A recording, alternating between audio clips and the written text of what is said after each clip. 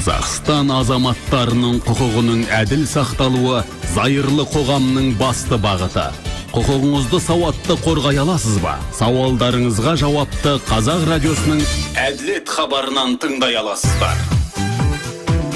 Әділет хабарынан тыңдай аласыздар. Армысыздар, ардақты тыңдаушы, микрофон алдында Мәдина Махамбетқызы, саунд оператор Меруерт Қадырқызы. Көп табыс тапқың келе ме? Бұны әзір ешкім білмейді. Аздаған ақша құйсаң кейін еселеніп қайтарылады.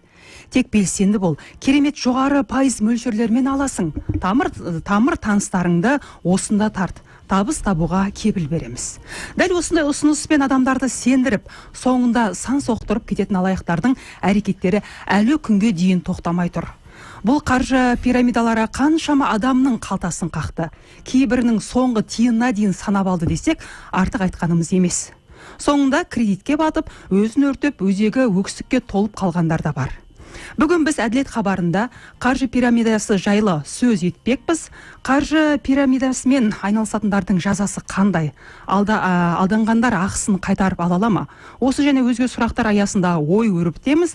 Ол үшін студиямызға Қазақстан Республикасы қаржылық мониторинг агенттігінің бас консультанты Әлібек Әбділіп, сонымен қатар Қазақстан Республикасы Ішкі істер министрлігі тергеу департаментінің анықтау жұмысын ұйымдастыру басқармасының аға анықтаушысы, полиция капитаны Жақсылықов Жеңісті шақырдық. Студиямызға қош келдіңіздер. Қайырлы күн. Құрметті спикерлер, қадірлі радио тыңдаушы қауым, эфирге, яғни сұхбатымызға кезек бермес бұрын әуелі алаяқтарға алданған ақтөбелік келіншекке бергіміз келіп отыр. Сөз кезегін бізге хабарласып мән-жайды түсіндірген еді, бірге тыңдайық.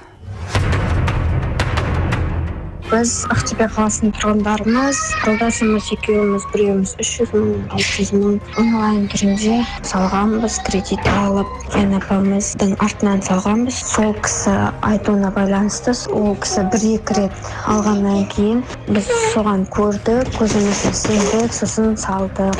Біз енді Ақтөбе қаласында тұрамыз, бірақ Алматыға бара алмаймыз. Себебі бізде оған Алматыға баратын біріншіден қаражат та жоқ, екіншіден кредитіміз бар төлейтін, үшіншіден қолымыз квитанциясы да жоқ, бірақ тек қана осы договор ғана бар. Не істерімізді білмей отырмыз. Енді кредит болса келіп қалды, ақша жоқ. Енді қайнапамыздың айтуы бойынша ол кісі вообще мүлдем ауырып қалды. Тоже артынан Атырауда құдаларымыз салған, миллиондап, үйіндегі сіңілері салған, тоже миллиондап онлайн түрінде. Енді Алматыдағы менеджерлер, олар вообще номер сөніп жатыр дейді, вообще көтермейді, мүлдем жоқ номерлері. Енді қайда хабарласан, қалай хабарласан, кімнен сұрар білмей, ортада қалдық десек те болады. Бұл мәселенің бір шешімі болар ма екен? Міне, ардақты тыңдаушы, құрметті спикерлер, бұл ақтөбелік тыңдаушының пікірі. Бізде осы қаржы пирамидасына қатысты тақырыпта эфир өтетін естігендіктен өзі хабарласып, осындай мұң-мұқтажын жеткізді. Енді алғашқы сұрақты Әлібек өзіңізге қойғым келіп отыр. Жалпы еліміз бойынша бұған дейін қаржылық алаяқтықпен айналысатын қанша компания анықталды? Олардан қанша халық зардап шекті? Қанша қаржы алаяқтардың қалтасына түскен? Ең алдымен Мәдина ханым осындай жалпы бүгінгі таңда еліміз үшін, халқымыз үшін өте өзекті мәселелерді эфирде бүкіл Қазақстанға таратып ақпарат беріп жатқаныңыз, яғни осындай эфирді ұйымдастырып жатқаныңыз көп рахмет айтқым келеді. Бұл өте маңызды, өте керек сұрақ және бүгінгі таңда өте актуалды сұрақ. Енді осы күнге дейін біздің экономикалық тергеу қызметімен 30 қаржылық пирамидасы анықталып отыр.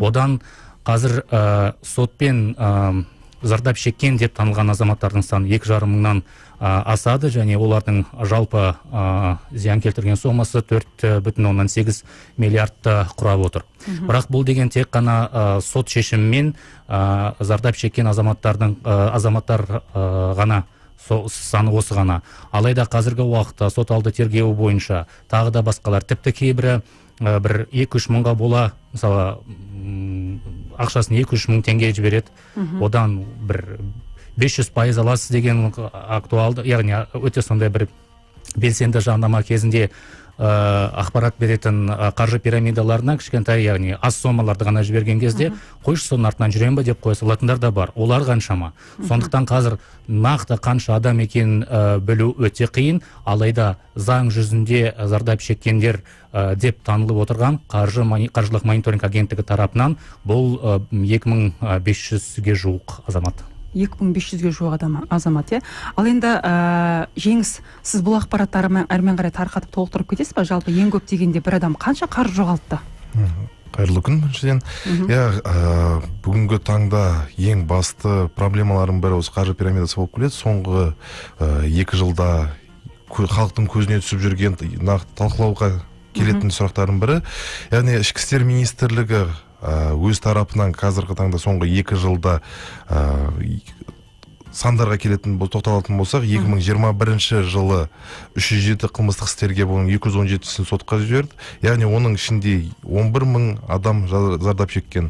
Яғни шығындардың саны әр адамның белгілі бір сома деп айтылмаймын, себебі әр адамның өзінің жағдайына қарап ақша құйған. Яғни жаңа әріптесім айтып кеткендей, адамның қалай естейді, сол, яғни 500% көрем деп, яғни келтірілген шығынның саны қазіргі таңда 13 миллиардтан асып баратыр. 13 миллиардтан, 13 миллиардтан асып баратыр. Осы жылы, Бірақ та 13 миллиардтық сумманың ішінде қазіргі таңда тек қана 556 миллионы өндіріліп алынды, бірақ та сот кезінде тәркіленген мүліктерге байланысты бұл шығын қайтарылған өндірілген шығын одан аса өседі. Ол қайтарылды ма сосын салымшыларға жалпы? Жоқ, ол қайтарылу тек қана сотпен ғана шешіледі, яғни сот тарапынан кімге қандай сома қайтарылатыны белгілі. Жаңа сіз айттыңыз 13 миллион дедіңіз, миллиард дедіңіз, Ал өткен жыл 2021 жылы 54 миллиард сомаға дейін залал келтірілген екен адамдарға. Енді осы қаржы пирамидасының жұмысына тосқауыл қоя алдыңыздар ма? Атын атап түсіністеп бере аласыз ба? Тосқауыл қою адам ең бірінші адамның өзіне байланысты болады. Яғни біздің өзіміздің тарапымыздан күнделікті бұқаралық ақпараттарда, интернет желілерінде, қазіргі таңда тарап жатқан Инстаграм желілерінде күнделікті адамдарға жеткізіліп тұрады. Бірақ та қазіргі таңда адамдардың өзінің менталитеті ма, сенгіштігі әлі де сенгіштігі. Мен мысал ретінде келтіргенде, қазіргі таңда адамдар Инстаграм жұлдыздарының айтқан сөздеріне көбірек сеніп, полиция қызметкерлерін немесе арнайы ақпарат желілерін онша оқи қоймайды. Сондықтан да адамдар ең біріншіден өзінің сана сезімін артып, сенгіштіктен тарап, себебі жеңіл ақша табу заман емес деген сияқты келтіреді ғой. Күнделікті бір проблемалардың шешуін амалын, яғни сол ақша құйсам табам деп ойлайды да қазір. Оңай жолдарын іздейді. Ардақты тыңдаушы қауым, біз тікелей толқындамыз. Бүгін әділет хабары барысында біз қаржы пирамидасы жайында әңгіме өрбітіп отырмыз. Қояр сұрағыңыз, айтар пікіріңіз болса бізге хабарласыңыздар.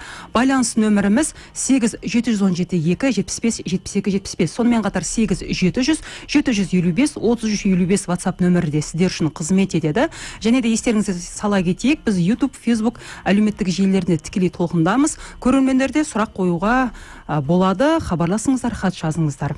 Мына жалпы қаржы пирамидасына қатысты жаңа айтып кеттік. Әлібек, жалпы қаржы пирамидасымен айналысудың алдын алу үшін қандай да бір жұмыстар жүргізіліп жатыр ма? Қаржы мониторинг атынан. Қаржылық мониторинг агенттігі тарапынан әрине белсенді жұмыс атқарылуда бұл бағытта.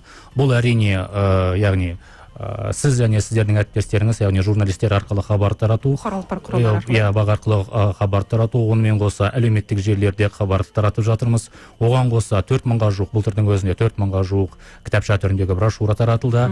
Енді ең бастысы бұл жерде біз алаяқтардың, әсіресе қаржы пирамидасын ұйымдастыратын алаяқтардың бүгінгі таңда техникаға өте сондай бір техниканың тілін жақсы білетін азаматтар екенін түсінуіміз керек.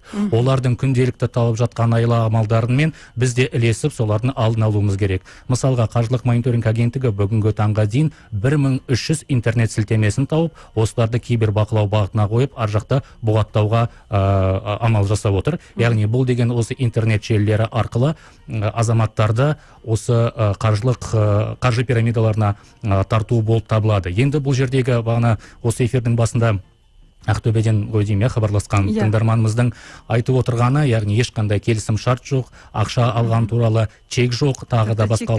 Бұл қаржы пирамидасының бірден бір белгісі болып табылады. Егер де қаржы пирамидасының, яғни ол кеңсенің кеңсесі, яғни жұмыс орны жоқ болса, келісім шарты жоқ болса, одан кейін барып оның өзінің бір басқа бір бағытта, яғни білім беру курсы, неше түрлі қазір сондай бір бағыттарды көрсетіп отыр бұлар. Яғни бұл нақты қаржы пирамидасы емес, бүгін ақша бер, ертең саған 500% үстінен пайда көресің деген емес, алдымен бір курстардан өткізеді. Одан кейін барып тағы да ақырындап өз тауарын сата бастайды сізге. Содан кейін ғана барып, оған қоса желілік маркетинг сияқты, мысалға мен клиент болып келдім, артынан 2-3 адамды әкелуім керек міндетті түрде, соңынан ертіп. Мінекей, бұл бірден бір қаржы пирамидасының бірден бір басты белгілері, және егер де осындай айламалдар жасалатын болса, біздің азаматтарымыз білу керек, бұл қаржы пирамидасы екен бірден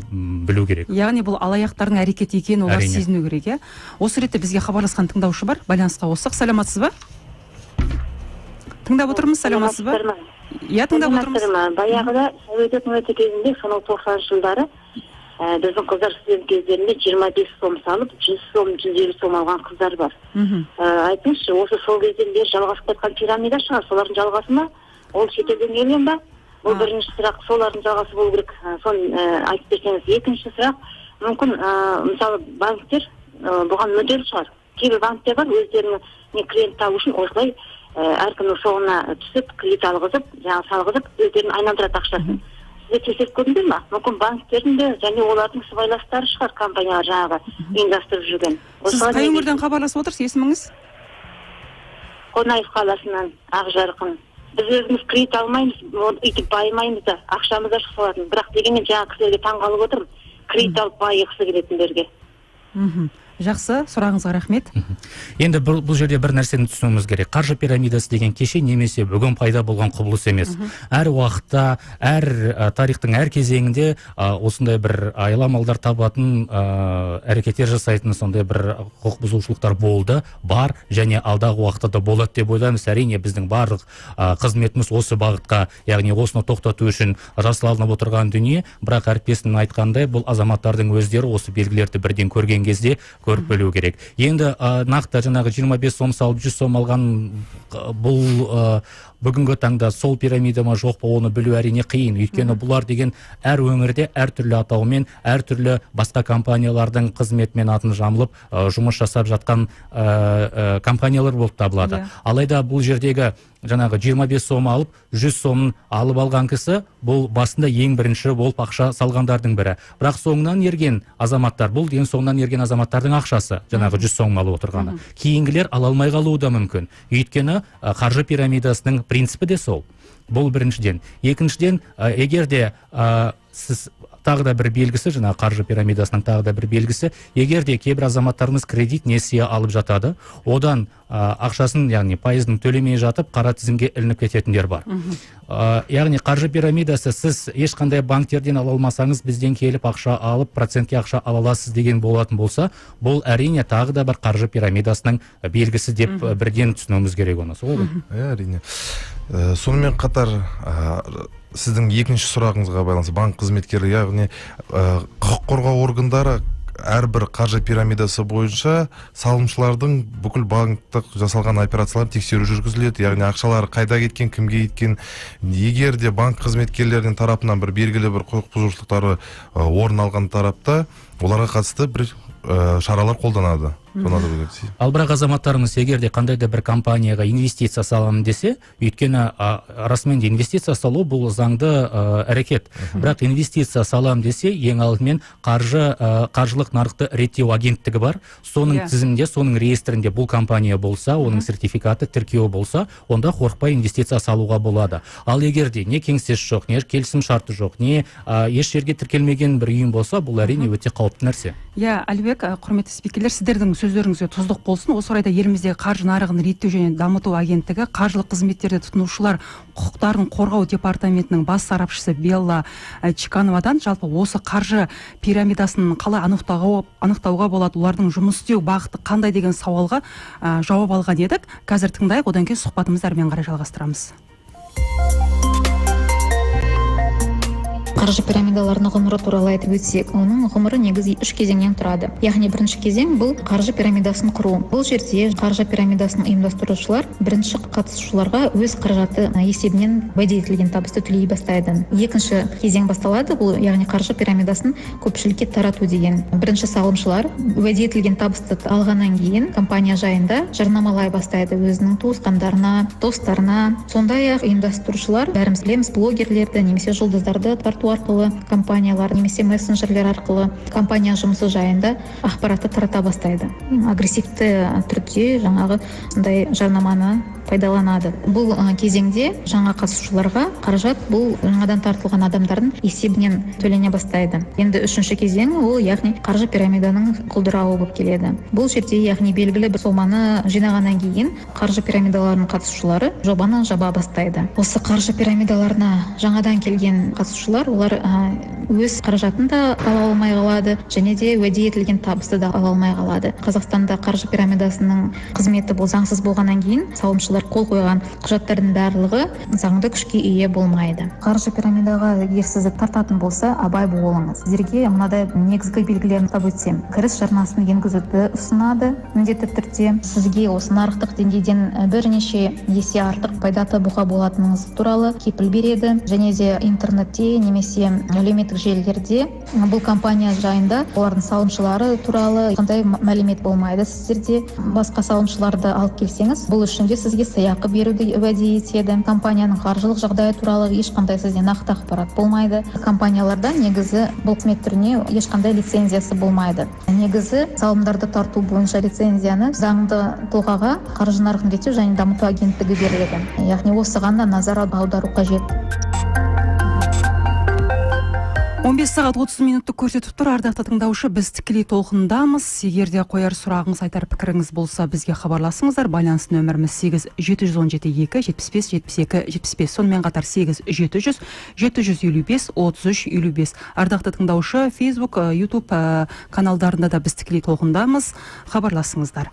Осы ретте Әлібек мынандай сұрақ туындап тұр. Қаржылық алаяқтықпен айналысқан компания анықталған жағдайда оларға қандай жауапкершілік жүктеледі? Халықтың қаржысын қайтарып бере ме? Қазір көп адамды мазалайтын сұрақ. Қаржымыз қайтарыла ма? Енді жауапкершіліге келетін болсақ, бұл Қазақстан Республикасы қылмыстық кодекстің 217 бабына сәйкес жауапқа тартылады. Оның ішінде 3000 айлық есептік көрсеткіш көлемінде айыппұл, немесе 800 сағаттық қоғамдық жұмыстарға тарту, немесе 3 жылға дейін бас бостандығынан айыру, және мүлкін тәркілеу болып табылады.